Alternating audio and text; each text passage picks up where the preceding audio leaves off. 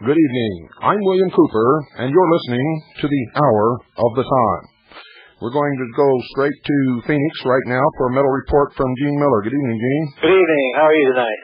Pretty good. I just wanted to ask you right off the bat up front, is there any truth to the rumor that Kurt Saxon is spreading that we're going to give this hour to him? Not that I know of. Not to me. Not that I know of either. You know, I helped get him on the air because I figured if the sheeple are going to be deceived, they might as well be deceived by somebody who's going to teach them how to store food and protect themselves. How about a metal report there? Okie doke. On gold today, we had a high of 381.90, a low of 377.90, to close at 381.30, down 30 cents. For the day, silver had a high of $5.15, a low of $5, and a close at $5.12, up 4 cents for the day. Platinum had a high of $380.30, a low of $376.50, to close at $380.10, up $1.80. And the Dow Jones had a high of 3934.40, a low of 3902.60, to close at 3912.70, down $1.70. One of the questions that gets asked to me frequently is, where do I think gold's going? How do we track it? How do we have an idea? Well, I was studying with a friend today. One of the methods is called a candlestick method. And actually, not to sound like some guru or anything, but it came from an ancient Chinese method of trading when they would trade rice back and forth. And what they would do is they would take the open and the close on a metal such as gold, and that would comprises the body of the candle. And depending on which direction it went, if it went up, the candlestick was white. If it went down in price, in other words, if the close was lower than the open, the candlestick was black. The movement, the high-low movement, it comprises the shadow of which the candle stick emits, and it gives us a direction as to what's happening in the market. Today, there was a real small opening and close, like a 60-cent margin or a 30-cent margin there, and what it did was what they call is a hammer, and it was called hammering out the bottom. And what it tells us today, in technical terms, is that when it hammers out the bottom, it means that we're basically at the bottom of of this recent pullback. If you remember last week, we were in the 390 range. We pulled back down to the 395 range. We pulled back down to about the 380 range, which was normal. We had about 80% bullish consensus, and so there's going to be a sell-off, and it's just stair-stepping its way up. And we're basically at the bottom of this current pullback. So is it a good time to buy? Yes. It's as cheap as it's going to be probably here in the next few days. A couple other things. Question about retirement accounts. When we did the program last week, I basically ran out of time. The hour went a lot quicker than I thought it was going to go. There is a way, and as far as retirement accounts, because there's many people, in fact, most people have some sort of IRAs.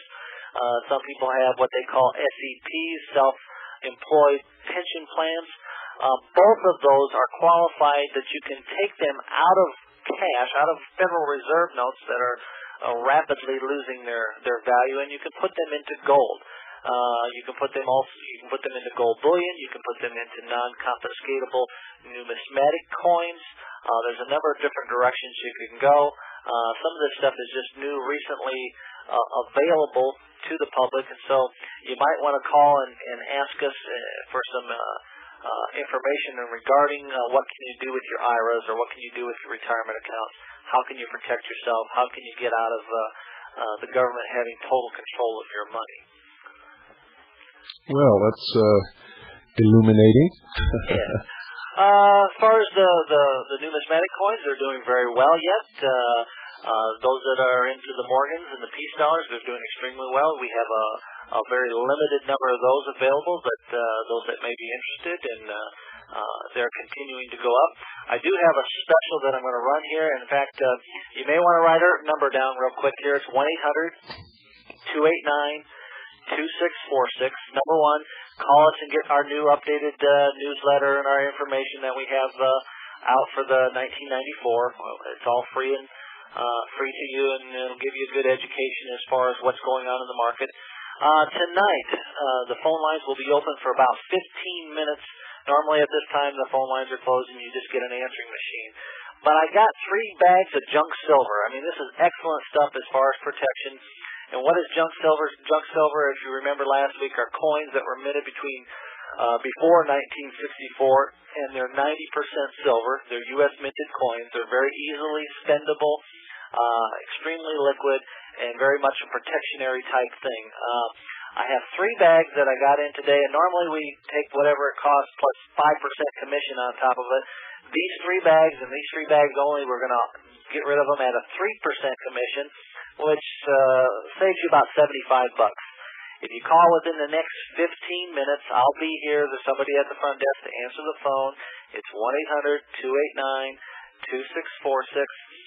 The price on a junk bag, just so you know, there's 715 ounces of silver in a junk bag of silver.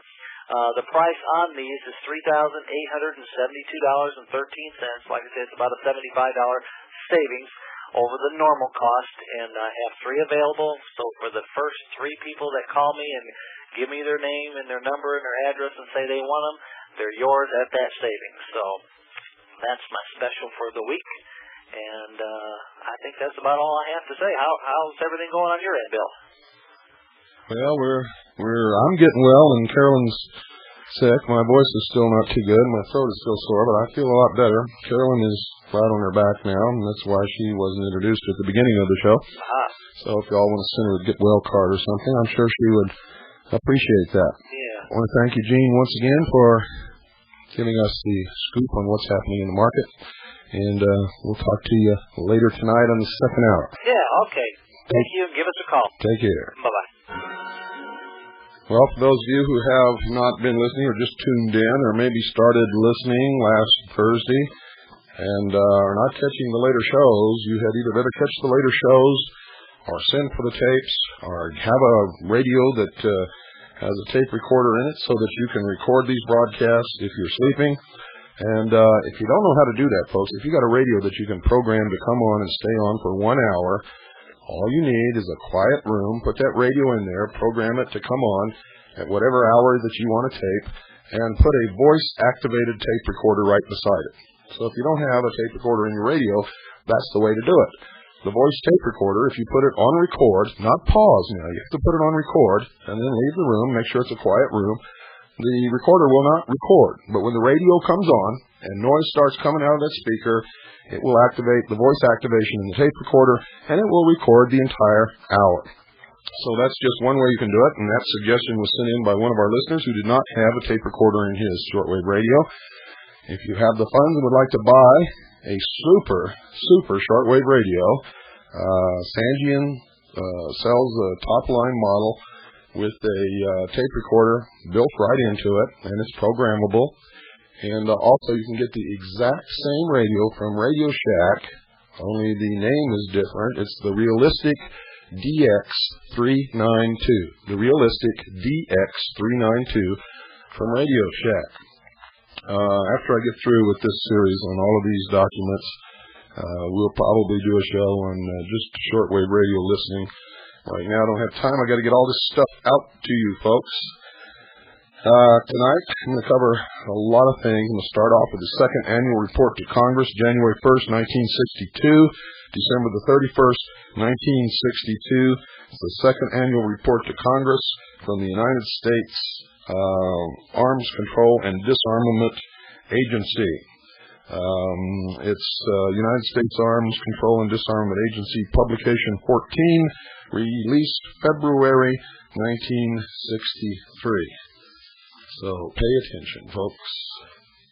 You need to know all of this. And okay, I'm going to read from page 10 of this report. The United States plan also provides for the reduction of forces of the United States and the Soviet Union to 2.1 million in Stage 1 and 1.05 million in Stage 2, with corresponding reductions by other nations. Stage 1 of the U.S. plan contains essential measures to meet the nuclear threat, especially by a cutoff of the production of fissionable materials for nuclear weapons purposes. Further measures to reduce and eventually eliminate nuclear weapons remaining in national arsenals would be carried out in Stages 2 and 3 of the United States program after the completion of international expert studies. The United States proposes completion of Stages 1 and 2 in 3 years each and Stage 3 as soon as possible. Now, they never did stick to their 3 years. It took them a lot longer than that for both Stages 1. We are in Stage 2 right now. According to the timetable, we have 1 more year in Stage 2, and then it goes to Stage 3.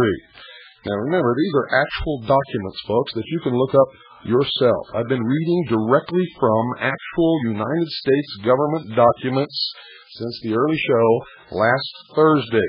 This is the 5th hour of broadcast of these documents, which reveal that our government, the one that calls itself our government, is in fact illegal, unlawful, unconstitutional, treasonous, and is destroying this nation from within to bring about a one-world totalitarian socialist government under the United Nations. It is not conjecture. It is not Looney Tunes. It's not prophecy, as Mr. Kurt Saxon deems it. It is fact, and it's coming to you right out of these documents that prove it beyond any shadow of any doubt.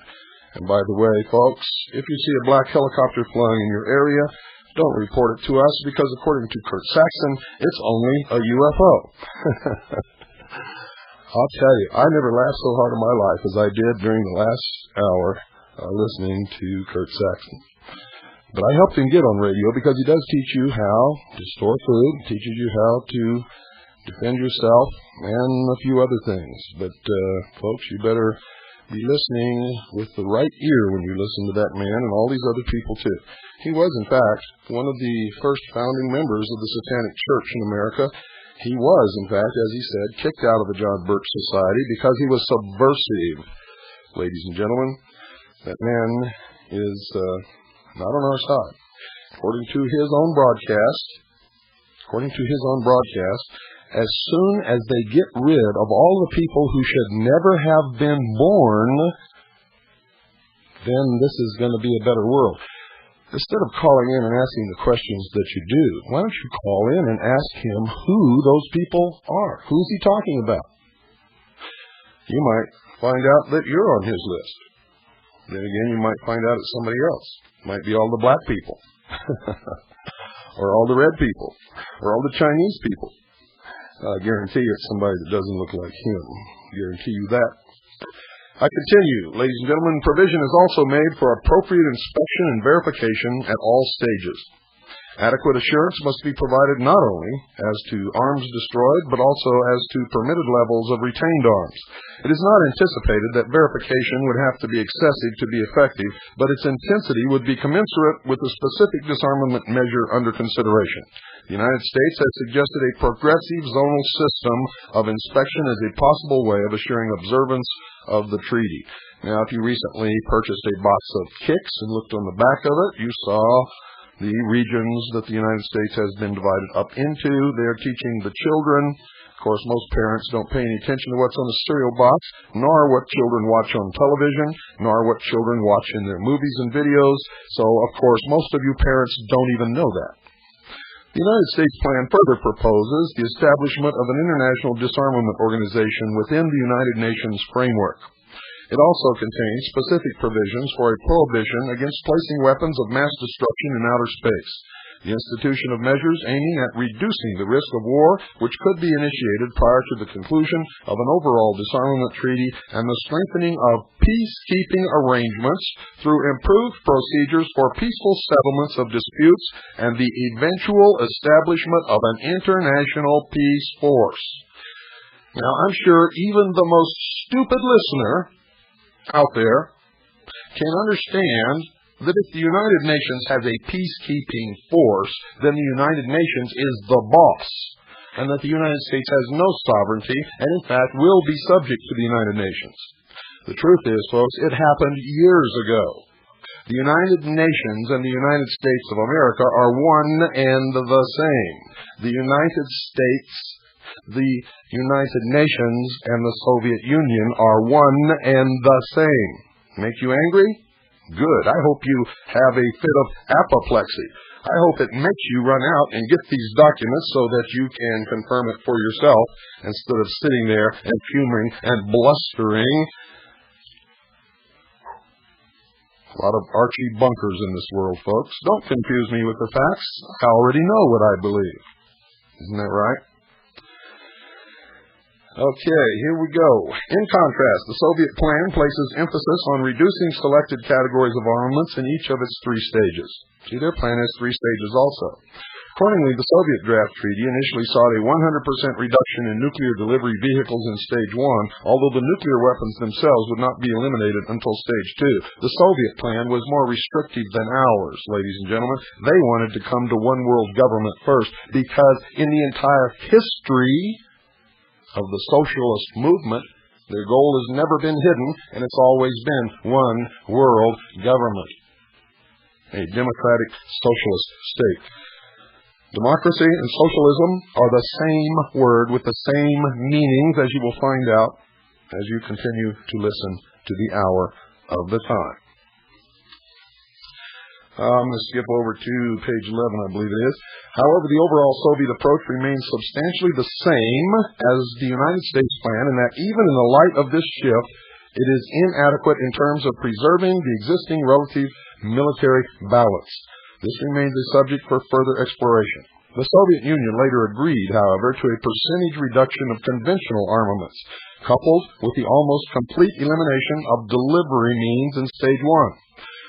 It also insists on the abolition of all foreign military bases and the withdrawal of all foreign troops from abroad. On the matter of force levels, the Soviet Union originally proposed Stage 1 levels of 1.7 million for the United States and the Soviet Union, and Stage 2 levels of 1 million, although later expressing a willingness to accept a level of 1.9 million for Stage 1. The Soviet position on verification calls only for arrangements to verify the destruction of agreed numbers of armaments. It makes no provision for a check of remaining levels to determine, for example, whether weapons have been secretly hidden. According to the initial Soviet plan, all three stages were to occur over a 4-year period, with Stage 1 being carried out in 21 months. The overall time period was subsequently extended to 5 years, with Stage 1 extended to 2 years. Although the Soviet plan also advocates reliance upon a strengthened United Nations to maintain peace. You see, folks? This is way back there, ladies and gentlemen. This was written, remember, 1963. 1 year after the documents that I read to you last Friday. A key task involved backstopping the United States delegation to the 18-nation disarmament committee meetings in Geneva beginning in March 1962, including detail of Secretariat personnel to the United States delegation, Secretariat, communications and documentation to and from Geneva, and liaison with the Department of State's Office of International Conferences on administrative and personnel arrangements for the delegation. Under reference research staff, on page 45, another prominent activity of this staff arises from Executive Order number 11044 on interagency coordination of arms control and disarmament matters. See Appendix 1. Under this order, the director of ACDA is responsible for planning and developing a program of government research and studies on arms control and disarmament policy. The order enjoins him to maintain a continuing inventory of government research activities and to submit to parties to the treaty and other transition requirements have been satisfied. And from that point on, it is a carbon copy of the blueprint for the peace race presented to the United Nations by President John Fitzgerald Kennedy. Nothing was changed. And I'll remind you that under Stage 2, Paragraph 2, Subparagraph 8, specified types of small arms, declarations by types, which is happening right now, and specified categories of ammunition for armaments listed in Stage 1, Section A, Subparagraph 1B, and Subparagraph B above would be reduced to levels consistent with the levels of armaments agreed for the end of Stage 2. And they're not talking, ladies and gentlemen, about military armaments there. Go to page 82, General Provisions Applicable to All Stages. And under paragraph 2 in the interim agreement, it talks about a preparatory commission. And let me see, paragraph 3, subparagraph C. The treaty would come into force when it had been ratified by a blank number of states which had not been agreed upon at this time, including the United States of America, the Union of Soviet Socialist Republics, and an agreed number of the following states. Again, that's left blank because it had not been agreed upon at that particular point. D, in order to assure the achievement of the fundamental purpose of a permanent state of general and complete disarmament in a peaceful world, the treaty would specify that the accession of certain military significant sites would be essential for the continued effectiveness of the treaty or for the coming into force of particular measures or stages. Notice, folks, how they keep referring to disarmament in a peaceful world. There has been no peaceful world in the history of the world. The world is not at peace now, and we continue to disarm. E, the parties of the treaty would undertake to exert every effort to induce other states or authorities to accede to the treaty. F, the treaty would be subject to ratification or acceptance in accordance with constitutional processes. And folks, remember, they're talking about all the nations of the world, most of whom don't have a constitutional process. Thereby, when they say constitutional process, that's meant to fool Americans into thinking it's going to be done by our Constitution. It's not true. It will be done according to the United Nations Charter, the United Nations Treaty, and the resolutions passed by the General Assembly of the United Nations. And none of it is a constitutional process. G, a depository government would be agreed upon which would have all of the duties normally incumbent upon a depository. Alternatively, the United Nations would be the depository. Now listen to that carefully, folks. I'm going to read it to you again. Here they say that the United Nations will be the depository government of the world, which will oversee and have all of the duties normally incumbent upon such a government. I'm going to read it to you again. G, a depository government would be agreed upon which would have all of the duties normally incumbent upon a depository. Alternatively, the United Nations would be the depository. Welcome to the real world, sheeple. It's about time you left the theme park and came out into the real world. The gates are closing. Your e-ticket is no good anymore. So even if the rides kept going around, they're not going to take your ticket. I now have here Public Law 101-216. Public Law 101-216 from the United States Code, Congressional and Administrative News, Volume 2, R347, 1989, V.2, whatever that means. Public Law 101-216. It was H.R. or House Resolution 1495, December the 11th, 1989. So if you're sitting there thinking, Cooper's reading all this old stuff that they never implemented and he's trying to scare us, Listen to this, sheeple. Listen to this, Archie Bunker. Listen to this, all you good people who have already awakened and just need the ammunition to be able to fight. I'm giving it to you now. Public Law 101-216, which was H.R. 1495, December the 11th, 1989. 1989. Arms Control and Disarmament Amendments Act of 1989.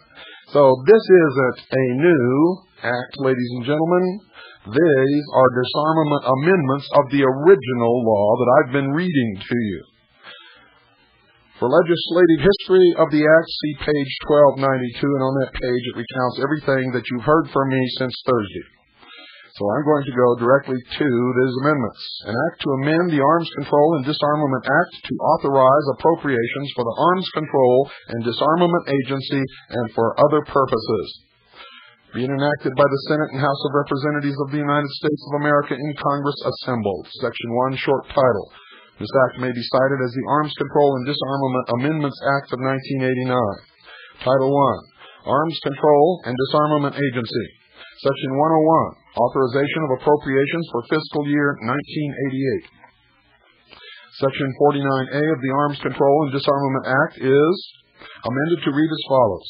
Section 49A, to carry out the purposes of this act, they are authorized to be appropriated, A, $36 million for the fiscal year 1990 and $37,316,000 for the fiscal year 1991, and B, and this is the key, such additional amounts as may be necessary for fiscal years 1990 and 1991 for increases in salary, pay, retirement, other employee benefits authorized by law, and other, quote, non-discretionary costs, unquote, and to offset adverse fluctuations in foreign currency exchange rates.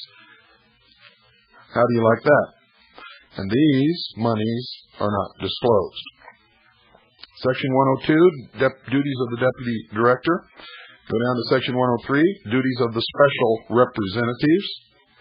A, in general, Section 27 of the Arms Control and Disarmament Act, 22 United States Code 2567, is amended by striking out, quote, who shall perform, unquote, and all that follows through the period and inserting in lieu thereof the following, quote, one of whom should serve as special representative for conventional arms control negotiations, and the other should serve as special representative and chief science advisor to the director. The two special representatives shall perform their duties and exercise their powers under the direction of the President and the Secretary of State, acting through the director. Now we go over to, excuse me, folks.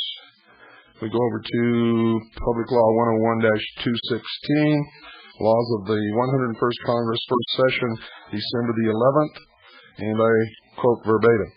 The Director of the United States Arms Control and Disarmament Agency should study and report to the Congress on the advisability of establishing in the agency an Arms Control Implementation and Compliance Resolution Bureau or other organizational unit that would be responsible for, number one, managing the implementation of existing and future arms control agreements. 2, coordinating the activities of the Special Verification Commission and the Standing Consultative Commission. And 3, preparing comprehensive analysis and policy positions regarding the effective resolution of arms control compliance questions. Section 105, Arms Control Verification. Establishment of working group. The President should establish a working group 1 to examine verification approaches to a strategic arms reduction agreement and other arms control agreements, and 2, to assess the relevance of such agreements of the verification provisions of the treaty between the United States and the Union of Soviet Socialist Republics on the, quote, elimination of their intermediate range and short range missiles, signed at Washington, December 8, 1987, unquote. Go down to B, subparagraph B, proposed, prospective, and potential bilateral or multilateral arms treaties in the areas of nuclear, conventional, chemical, and space weapons. 2. The agency shall seek to improve United States verification and monitoring activities through the monitoring and support of relevant research and analysis. And 3. The agency shall provide detailed information on the activities pursuant to this section in its annual report to the Congress. Don't go away, folks. I'll be right back after this very short break. Well, I hope you have a pad of paper and pen with you, folks, because we're going to continue. And I go down to section 107, reporting requirement on prospects for conversion of United States defense industries. Now, did you hear me, ladies and gentlemen? Section 107, reporting requirement on prospects for conversion of United States defense industries. The Director of the United States Arms Control and Disarmament Agency, in consultation with the Secretary of Defense and the Secretary of Commerce, shall study, and not later than 180 days after the date of enactment of this act, submit to the Congress a report on concrete steps which could be taken to improve prospects for conversion of United States defense industries to non-defense related activities as opportunities are presented through the achievement of successful arms control agreements. Title II, on-site inspection activities. And this will verify a lot. The Arms Control and Disarmament Act is amended by adding at the end the following. Title V, on-site inspection activities. Section 61, findings. The Congress finds that, 1, under this Act, the United States Arms Control and Disarmament Agency is charged with the formulation and implementation of the United States Arms Control and Disarmament policy in a manner which will promote the national security. That, folks, is a laugh. Number 2, as defined in this Act, the terms arms control and disarmament mean, quote, the identification, verification, inspection, limitation, control, reduction, and elimination of armed forces and armaments of all kinds under international agreement to establish an effective system of international control. International control. International control. International control. 3. The On-Site Inspection Agency was established in 1988 pursuant to the INF Treaty to implement on behalf of the United States the inspection provisions of the INF Treaty. 4. On-site inspection activities under the INF Treaty include subsection A, inspections in the Soviet Union, Czechoslovakia, and the German Democratic Republic. B, escort duties for Soviet teams visiting the United States and the basing countries. C, establishment and operation of the portal monitoring facility in the Soviet Union. And D, listen to this very carefully, sheeple, support for the Soviet inspectors at the portal monitoring facility in Utah. Support for the Soviet inspectors at the portal monitoring facility in Utah. 5. The personnel of the On-Site Inspection Agency includes civilian technical experts, civilian support personnel, and members of the armed forces.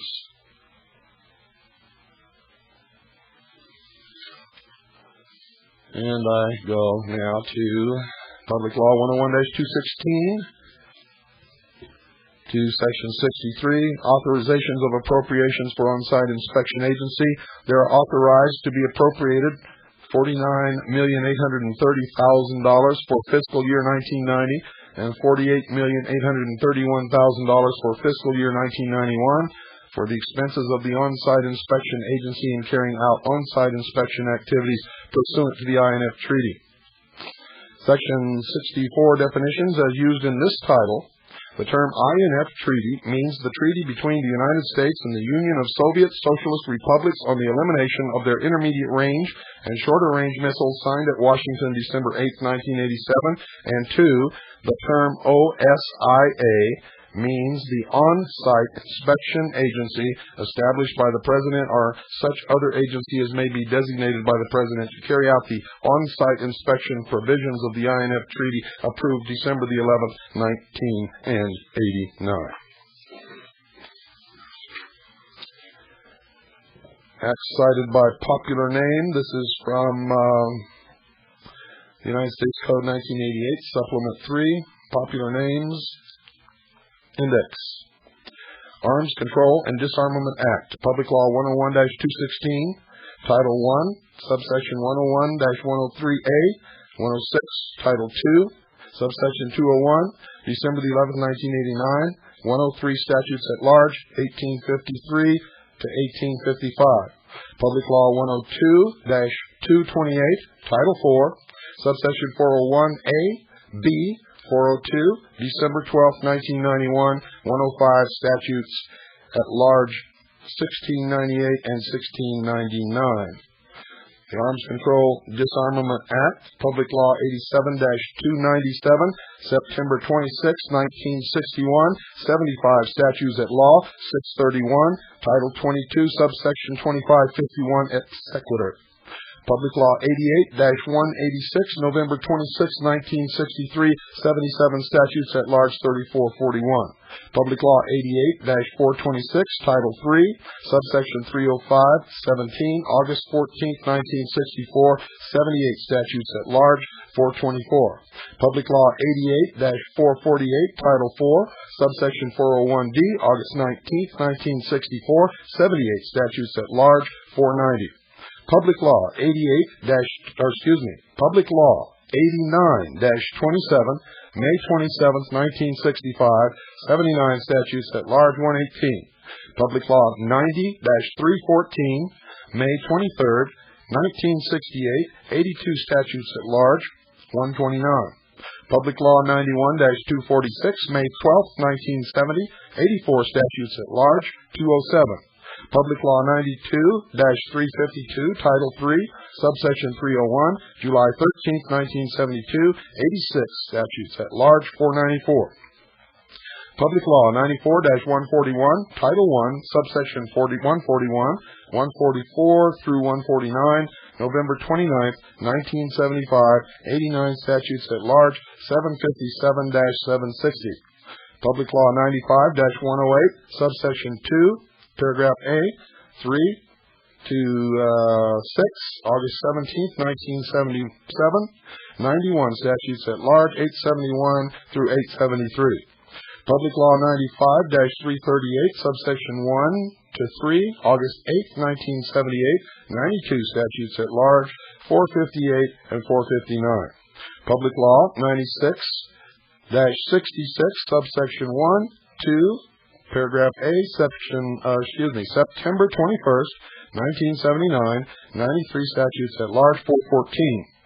Public Law 96-465, Title 2, Subsection 2204, October 17, 1980, 94 Statutes at Large, 2159.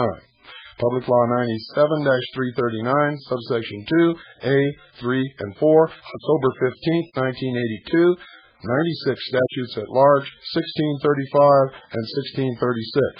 Public Law 98-202, Subsection 1 through 6A, December 2nd, 1983, 97 Statutes at Large, 1381 and 1382. Public Law 99-93, Title 7, Subsection 701 to 703, August 16, 1985, 99 Statutes at Large, 444 and 445.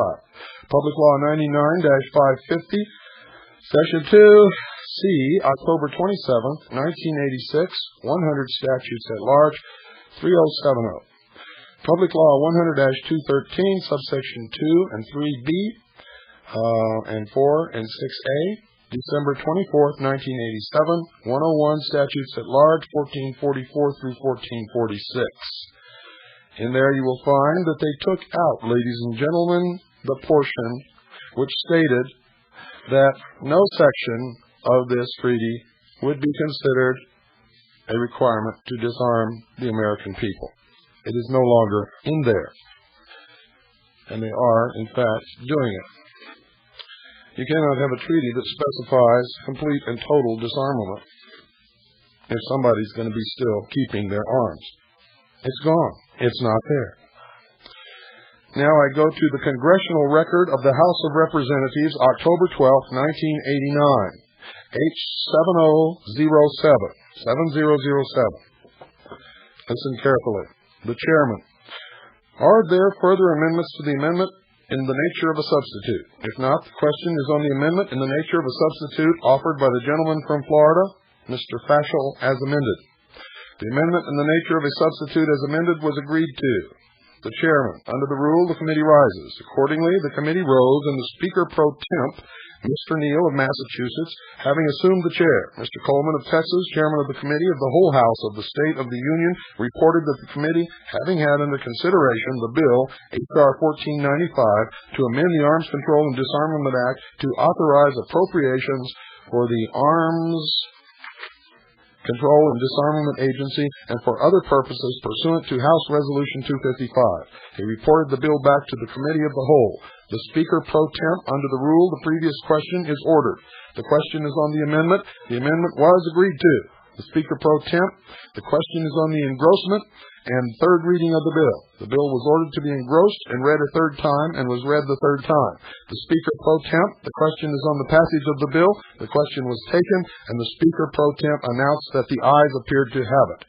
Mr. Broomfield. Mr. Speaker, I object to the vote on the ground that a quorum is not present and make the point of order that a quorum is not present. The Speaker pro temp. Evidently, a quorum is not present. The Sergeant at Arms will notify absent members. The vote was taken by electronic device, and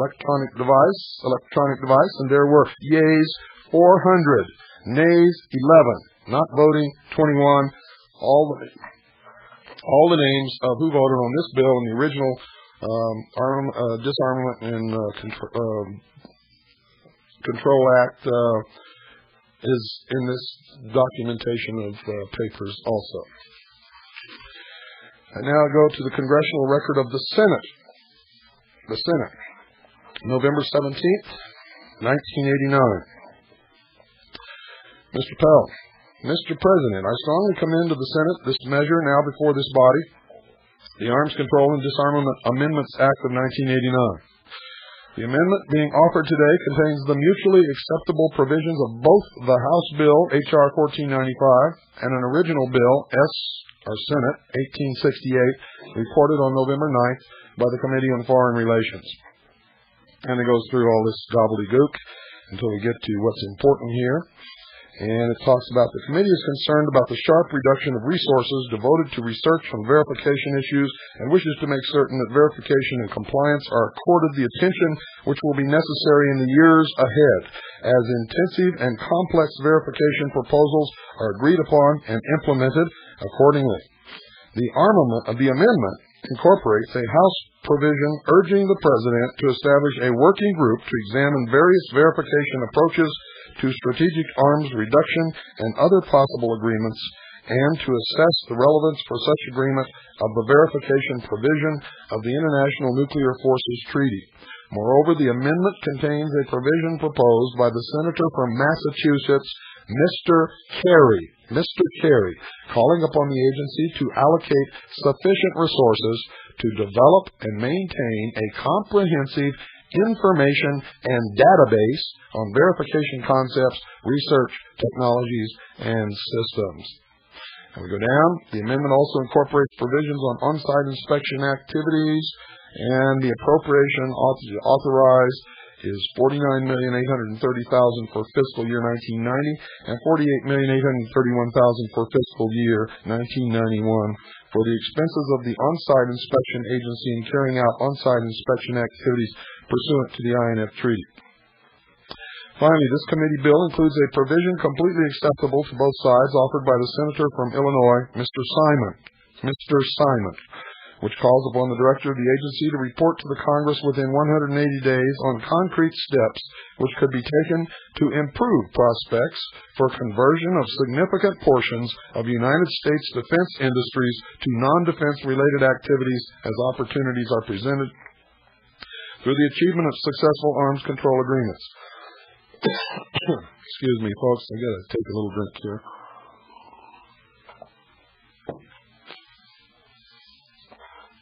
Mr. President, I believe that this amendment provides a reasonable and practical level of authorization. It will ensure that the agency is able to perform its expanding duties in a manner that will bring credit to the United States. Other provisions in this legislation will help ensure that ACDA focuses on the areas of greatest need and will do so with improved management and structure. Mr. Helms. Mr. President, I have a few points to make about the fiscal year 1990 authorization bill for the Arms Agency, but before I make these points, I congratulate my distinguished colleague, the chairman, Senator Pell, for his diligence and leadership in the Foreign Relations Committee's work on this important bill. Senator Pell and I, together with our professional staffs, have cooperated on a spirit of friendship and comity on this bill. That's Jesse Helms and Senator Pell, Claiborne Pell. Mr. President, I would make 3 points at the outset. Number one, in my priority for the first time, the bill assigns specific duties to improve security at ACDA to the Deputy Director of ACDA. The ACDA Deputy Director is now assigned specific responsibility for managing the important areas of security and administration. This provision was put in the bill in order to correct the serious security problems that were discovered during the 1983-87 period at ACDA headquarters and at the Geneva negotiations. These security problems were so serious that they required new management at ACDA and direct attention at the highest management level. Second, the bill gives the 2 special representatives for arms control and disarmament negotiations specific assignments in, quote, discrete areas, unquote. For example, one ACDA special representative is now assigned specific responsibilities for the high priority area of conventional arms negotiations. Under the heading of conventional arms, under the definitions attached to the bill, is your weapons, ladies and gentlemen. The amendment number 1171 was agreed to. The bill H.R. 1495 as amended was read the third time and passed.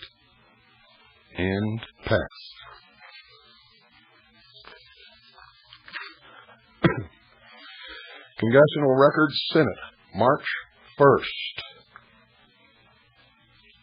Under disarmament, Mr. Clark.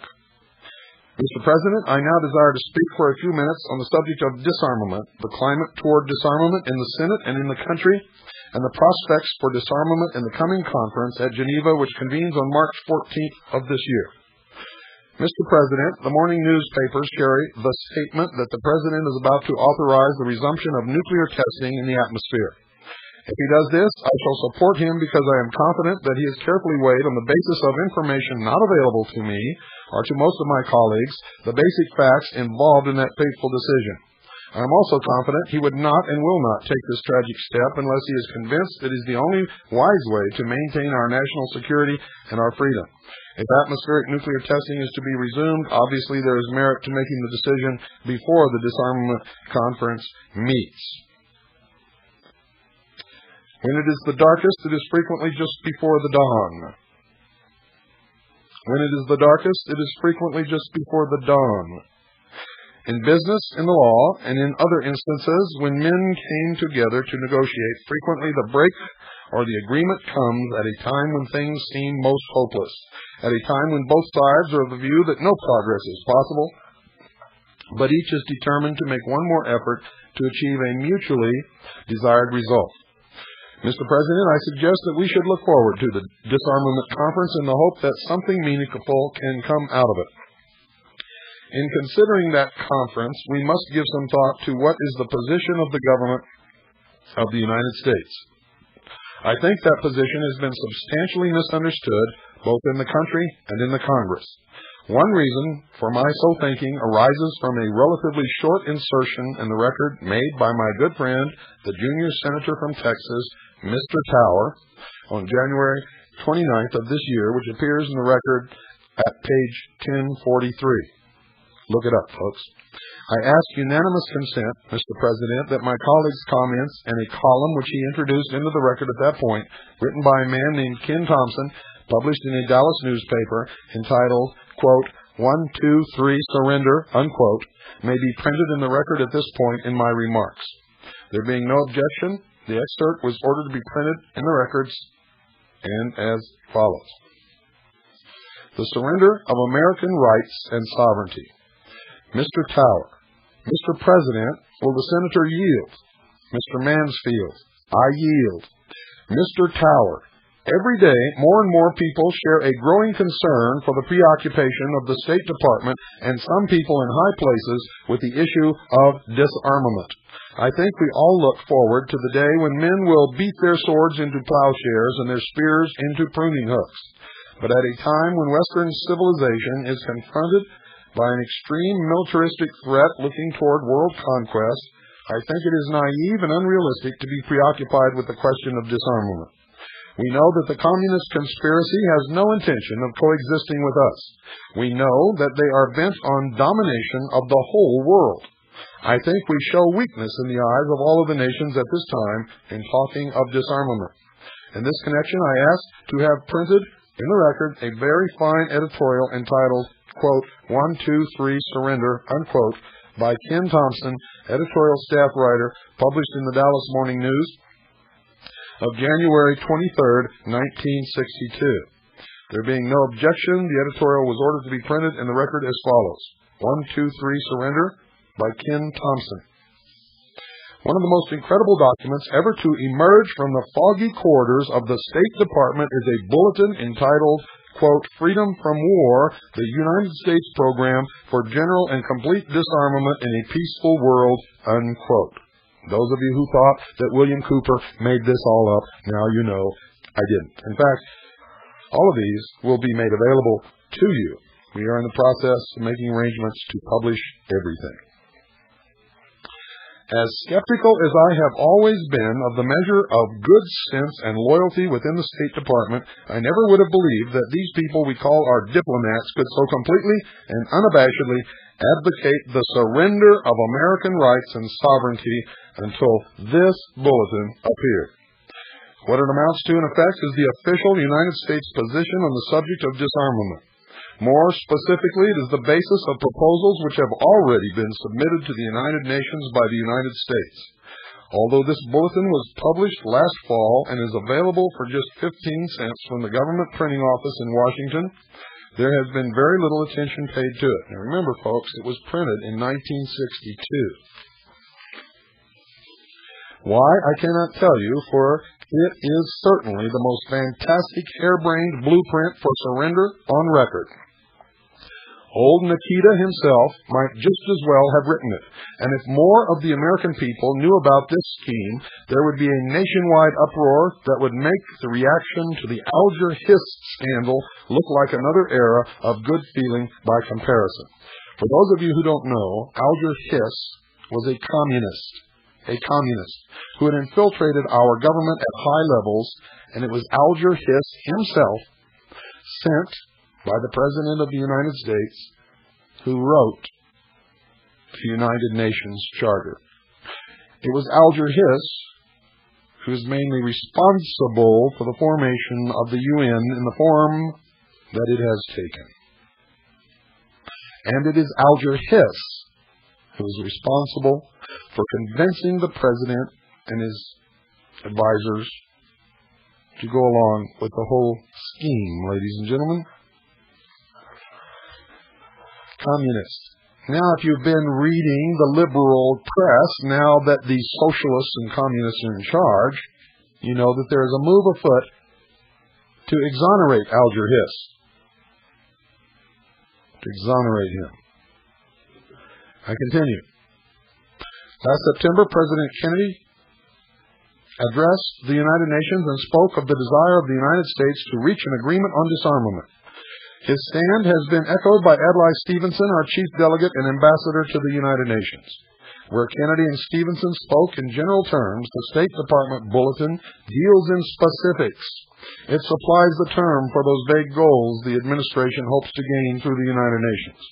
What are these terms?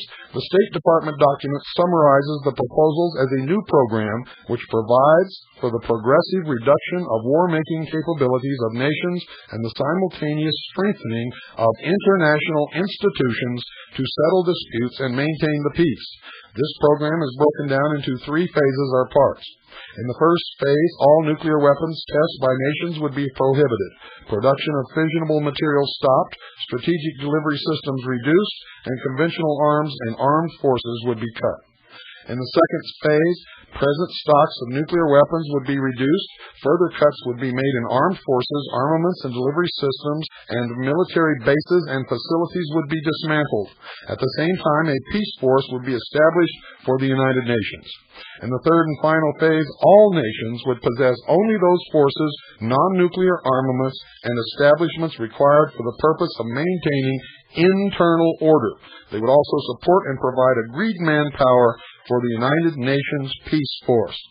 This force would be fully functioning and would be sufficiently strong to overpower any individual nation or combination of nations resisting its will. Now I'm going to read that again for all you silly, stupid people out there who think that this is funny.